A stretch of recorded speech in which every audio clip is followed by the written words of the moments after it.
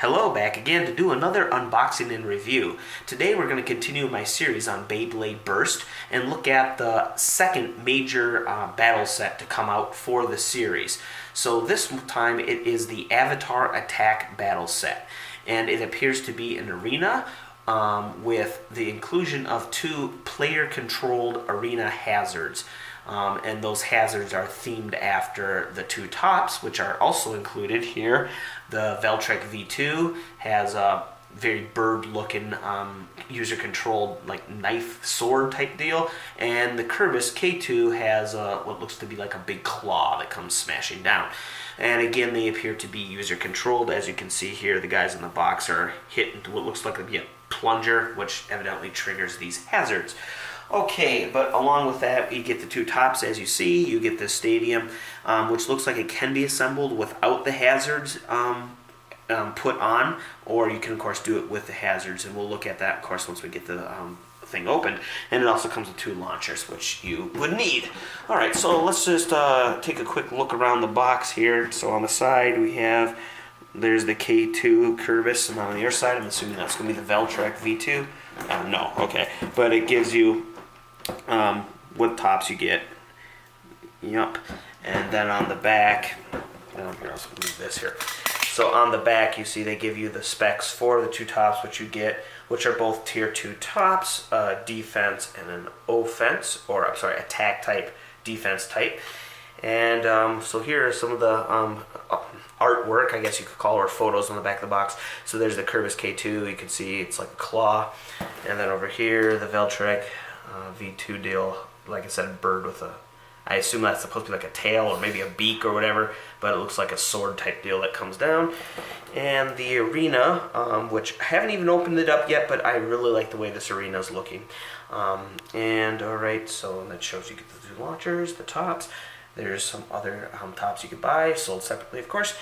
And what else? The Veltrek V2 here was pictured on the top. So, alright, and on the bottom, just the barcode and whatnot. Okay, so before we open this, let's just quick impressions of the packaging. It works. I would say it's definitely an eye catcher. The box is, with its white and blue, it kind of stands out because it's bright. And of course you got these big fantasy scene, I think is what they call them. Of course, yeah. And yeah, it works. I knew it was BeyBlade pretty much even without seeing this, you know, but you can get the idea there. You get to see the 2 tops. And I say it's a relatively eye-catching, come pick this up and look at it type box, so I'd say they're successful on that. Alright, but now let's get into the opening. Alright, so to open it, there were 2 pieces of tape holding this lid on the top closed. I just cut them in the box. We can see the arena, which looks like a big tray, which of course makes sense. Alright. Oh, okay. So it all comes out on this one platter here, and there's nothing else in the box. And as you can see, it looks like, yeah. That's pretty smart use of the arena to hold everything in place. Okay, so let's see. So we got this. We'll take out this box first here. As you can see, so yeah, cut it out. Okay.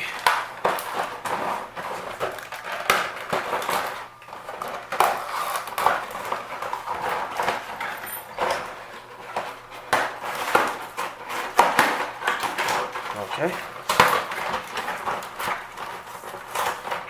Okay, so in this box here, it looks to be, yeah, this looks to be the hazards and maybe some fasteners to assemble the arena. Also, it looks like there's the launchers in there.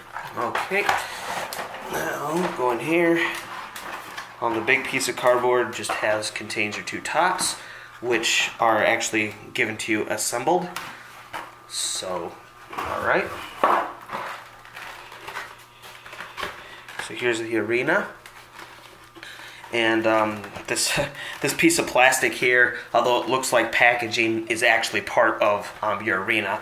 So obviously don't discard this, but you shouldn't make that mistake when you pick it up because it's more solid than if it was just packaging. But yeah, it's still flexible, obviously. Okay, and there we go. We have this poster, which nicely lays out all the tops you can get, and also their specs. So, yeah, all right. Instructions. And then, of course, the actual dish. So, okay. First thing to note, the dish is white, so you're gonna have to keep it clean. Yeah. Okay, but yeah, it's nice, and see, it is smooth. As you can see, it's probably reflecting light and all that, but it is actually quite smooth. All right, so let's cover what's in this little pack here. I'm going to go ahead and open it.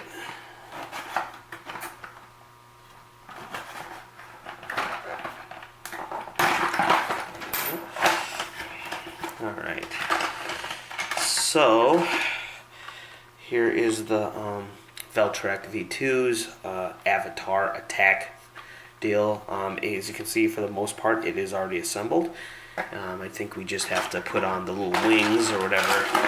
Yeah, so you can see like the wings are in there. But overall, it's pretty much all pre-assembled. If you push this, yep, there you go. So push down, causes that to go down, and it's spring loaded. So when you release, it comes back up. So,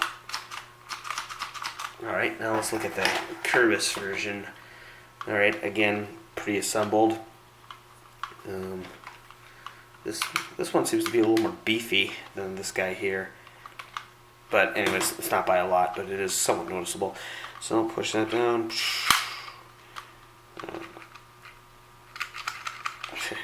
Okay, so yeah, and alright. Now these here are how those attach to the arena. You see there's like little feet which goes in down on the sides. Okay, and the two launchers, ripcords, and yeah, decoration for the Veltrek avatar, and what else? Okay, and then these appear to be the fasteners, and I'm pretty sure this one here, you can see this thing, it looks like a W. That's the feet for the arena, so I think it sits off the floor, because otherwise it would probably roll around, right? Yeah, so yeah, those are the feet. So yeah, alright, well, now I'm going to actually put it together. Alright, so I got the whole thing put together here. Assembly is pretty straightforward.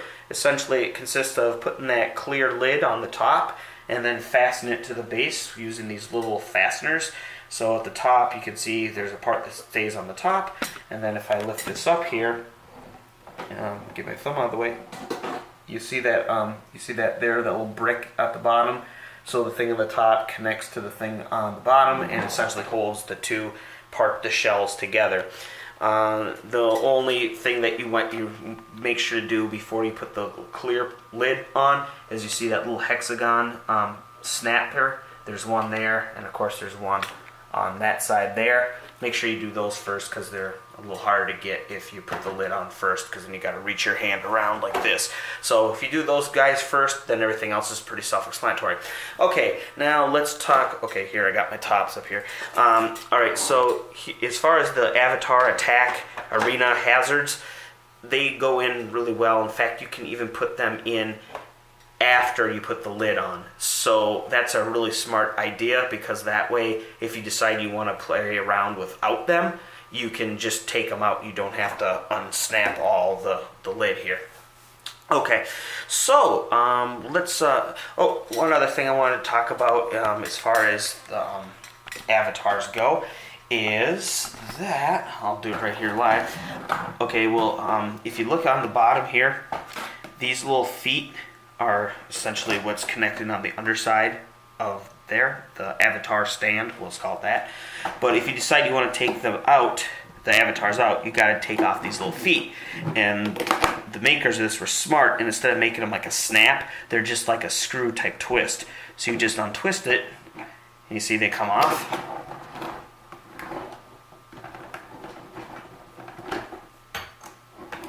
then you can reach in and pull out the avatar here, tack thing. So you just do it. Well, I'm doing this holding the camera, keep in mind. His wings sometimes, yeah. But you can see it comes out. You just gotta move it. I'm doing it one-handed. There we go. So you just have to lift this plastic a little to clear the wing tips, and then you can remove it. Same thing. See, there you go. And if you remove the avatars, you can see there ends up being little pits. So I guess you could play it more like a typical arena battle with ring outs. Okay, so let me go ahead and put this avatar back in, and then on the Kerbis one, when you put him in, this claw, if you don't want to have to lift this all the way up like that, you can hold his claw like in half action, like there, and that makes it a lot easier to put in and take out. Okay, so let me put in the Veltric V2 Birdie type avatar, and guess we'll do a match. Why not, right? Alright, so before we get into the battle, I thought I'd just show you a couple things that are unique to this arena. So as we look at the top here, you can see that there are only 2 drop-in points, one there and one there. So, and you cannot drop in the middle because the lid's there. So this forces, no matter what top type you're using, you're going to essentially be launching your top in the same relative area as your opponent. Close to your avatar and towards the edge of the bowl.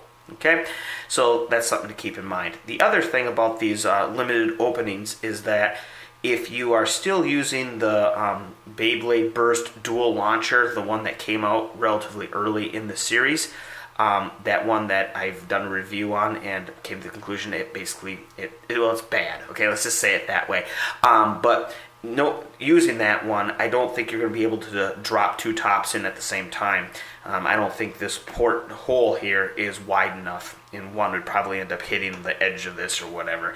So, again, with that dual launcher being as bad as it is, I don't really think that's a concern for many, but that's something just to keep in mind. One other thing we'll get into here, a tip. As I was putting this together, I happened to notice one there and one there. So if you probably know what those are, and yes, these are, when you scan those, you do get something in the game app, whatever you want to call it. So that's a little tip there. And now let's talk about one little thing. It's not a huge thing, but it's just something of interest I noticed. So right here, this is the supplied launcher and the supplied ripcord. Now the launcher is the same as you've been getting in all the tops you've been buying, right? However, look at the ripcord. It's not that it's so much longer, it's the fact that it is straight. Now, if the ones that came with the top, when you buy the top separately, they almost always are this kind of bent. And again, it doesn't make a huge difference, but if you look at this here, I'm pretty sure, I'm going to give you a little demo. So here, when you load this into the straight ripcord into the launcher, you can just push it in. That's right, it goes in so smoothly. And I can only imagine if it goes in that smoothly, it must mean it comes out as smoothly, which means that you probably get more RPMs on your top, right? So, yeah, slight perk, right? Alright, so let's go ahead and get this battle on the way. I'm going to go for the first round. I'm just going to drop them in and just do a typical battle without using the hazards. And then the next one we'll use the hazards. So I'm going to drop these guys in next to their corresponding avatar. And we will drop in the Kerbis K2 first. Veltric V2.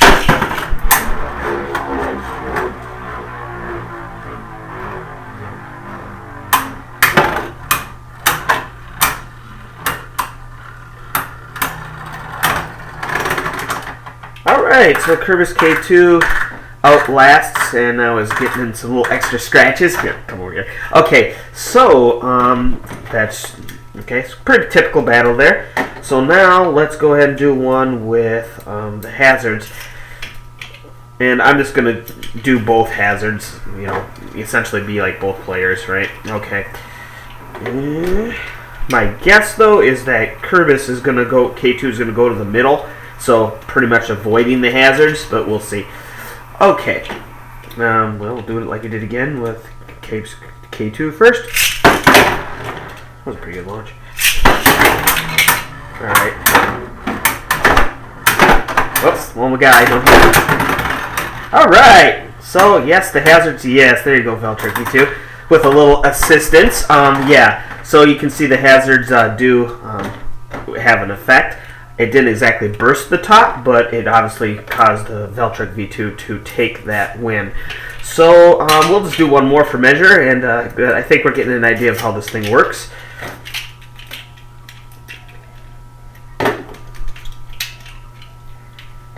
Oh, I do like having this like little shelf. It really helps. Alright, so K2. V2.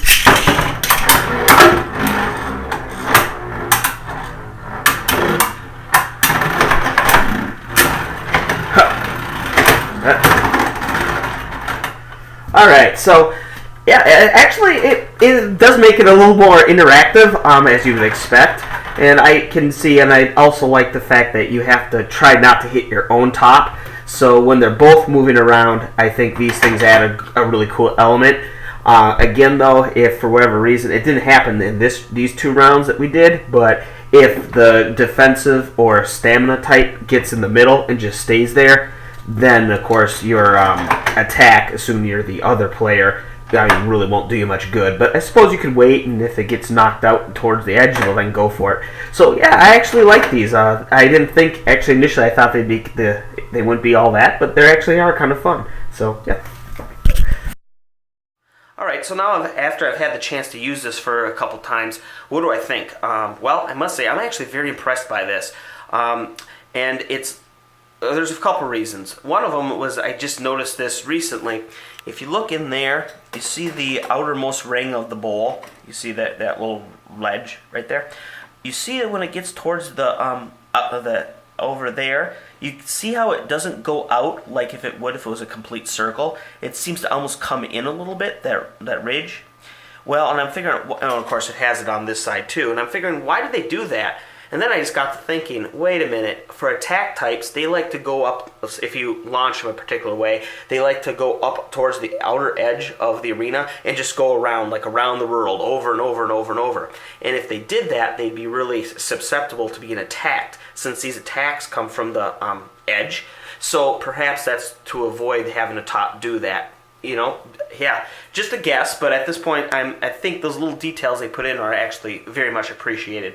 Also, let's talk about the build quality of this. I mean, for what it is, you know, basically a bowl, the plastic bowl that you fight tops in, I think it's good quality. So for what they're working with, I think they did a really good job. These plastics seem to be good quality as far as being able to get, hit and not crack. So yeah, and I actually like the way this arena looks. To me, it looks like what a real Beyblade arena would look like.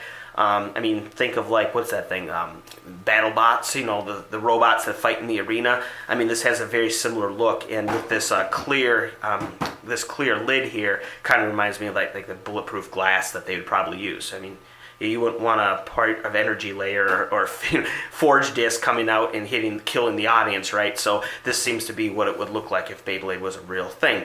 So yeah, and let's just I got this other arena here. This is the one, I know you've seen this many times if you watch my videos.